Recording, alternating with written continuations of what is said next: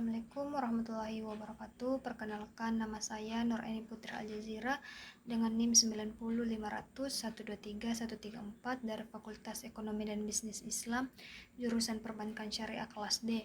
Pada video kali ini saya akan membahas materi mengenai instrumen dan komponen kebijakan fiskal Islami. Pembahasan yang pertama yaitu instrumen kebijakan fiskal konvensional. Secara tradisional, kebijakan fiskal dipahami sebagai instrumen yang digunakan pemerintah di dalam ekonomi yang menganut sistem pasar bebas, dengan harapan dapat mempengaruhi dinamika kegiatan ekonomi di suatu negara.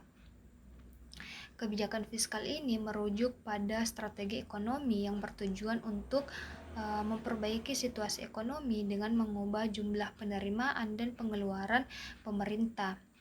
Hal ini juga merupakan langkah-langkah yang diambil oleh pemerintah terkait anggaran negara dengan tujuan memperbaiki perkembangan ekonomi. Pembahasan kedua yaitu instrumen kebijakan fiskal Islami. Instrumen kebijakan fiskal adalah penerimaan dan pengeluaran pemerintah yang terkait erat dengan pajak.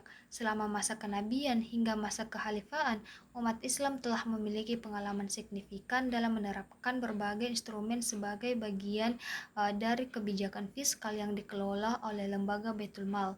Sejarah Islam mencatat bagaimana perkembangan kebijakan fiskal dalam sistem ekonomi Islam. Poin ketiga yaitu komponen kebijakan fiskal konvensional.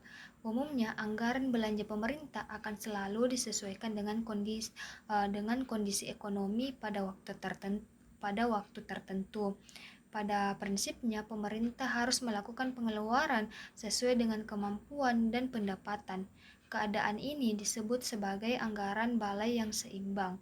Namun jika kondisi ekonomi sedang tidak baik, peluang kerja terpenuhi dan inflasi terkendali, pemerintah bisa menghemat pengeluaran hingga dapat menyisihkan pendapatannya. Ini disebut dengan anggaran belanja surplus. Poin keempat yaitu komponen kebijakan fiskal Islami. Dalam Islam, pengelolaan fiskal menjadi tanggung jawab negara serta hak rakyat, sehingga hal ini bukan hanya sekedar kebutuhan untuk memperbaiki ekonomi atau meningkatkan kesejahteraan masyarakat, melainkan lebih kepada terciptanya sistem distribusi ekonomi yang adil. Meskipun struktur anggaran pendapatan negara dalam Islam hampir serupa dengan sistem ekonomi konvensional atau baik klasik maupun non-klasik, sumber pendapatan yang digunakan mengikuti prinsip-prinsip syariah. Sekian materi dari saya. Wassalamualaikum warahmatullahi wabarakatuh.